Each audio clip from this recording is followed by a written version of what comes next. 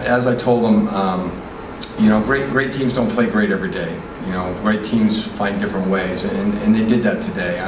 I'm really proud. You know, as frustrated as we were early, I'm just really proud of how they stayed together and found a different way. You know, I mean, Gene Phelps was 7 for 7 at half yesterday. He's 0 for 6 today. It's just, that's how basketball is. I tell these guys all the time, you know, basketball is really a contagious game. You know, you make a couple free throws, all of a sudden everybody can make their free throws. But you miss a couple, and now the next guy steps up there, and it becomes difficult.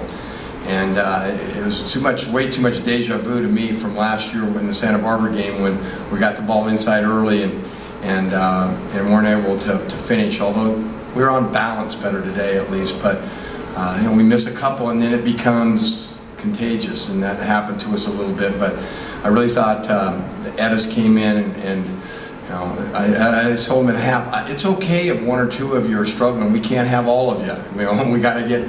You know, we got to get some guys settled down here, and I thought Edis really came in and settled us down, and James really the second half gave us another dimension. And with Larry out, you know, you don't have the margin for error. You don't have as many people to go to, you know. And I thought Cass early was phenomenal, keeping us, you know, around, just staying around. Or that thing could have been like the Fullerton game, you know, could have been a 12, 13 point deficit to dig out of, but. They showed good character today. It was a hard-fought game, and Irvine had a lot to do with that. I thought they were much more ready than we were, and came out and much more aggressive than we were, and caused a lot of those misses early.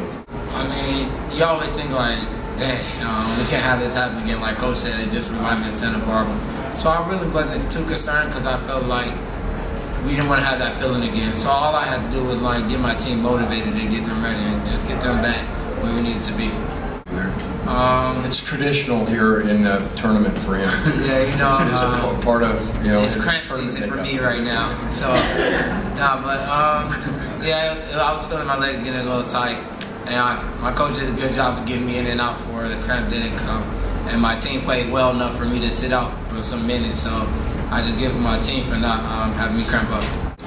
Well, Larry's a great leader. I mean, whether he's playing or not, you know, he's a verbal leader. Sometimes too much, but he was great. I mean, he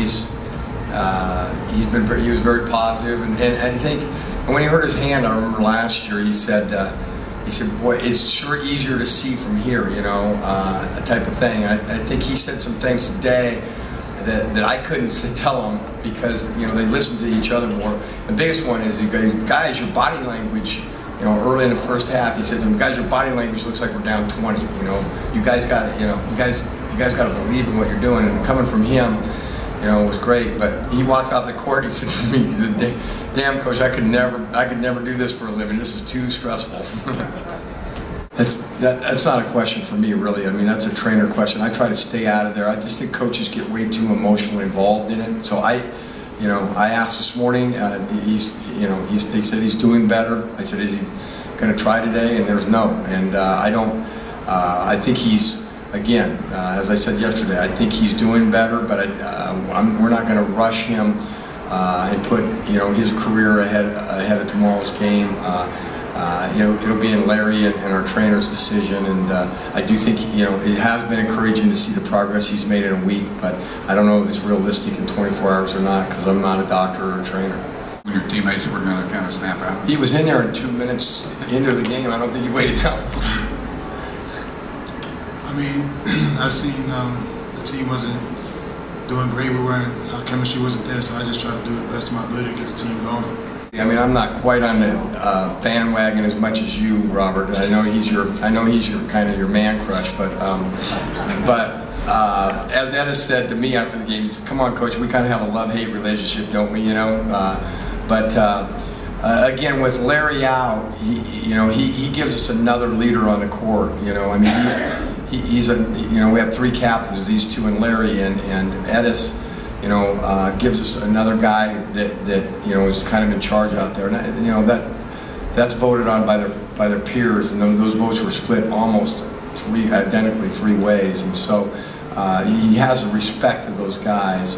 and it's just a matter of channeling his desires sometimes. And again, he gets tired and makes some mistakes, or he gets overamped and makes some mistakes. But with Larry out of there, we've got to have that next guy. And I think he and Mike Caffey and Papa George have really done a nice job of just stepping into not any other role but their own, just extended minutes, and doing what they do a little bit more. And he really showed that today. Like you said, he passed the ball well, he rebounded the ball, I thought, very well for him, and he made a couple post moves when we needed it. Right now, I don't know.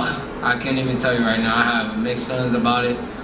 I just got to go in like it's another game. Because last year we came over hype for the game, and then we got really stagnant. So right now I'm just trying to come in calm like it's another game. Coach, do you care who you play tomorrow night? Pardon? Do you care who you play tomorrow night between the two teams? I'm glad.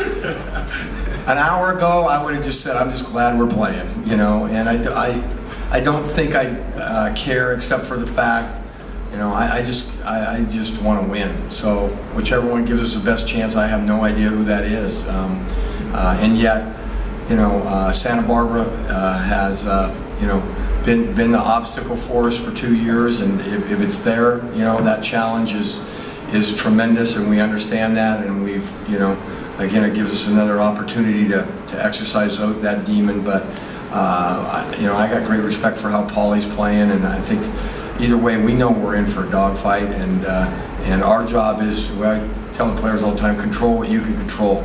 And to this point, they've done that, and they got us in that game, and that's all I'm really worried about.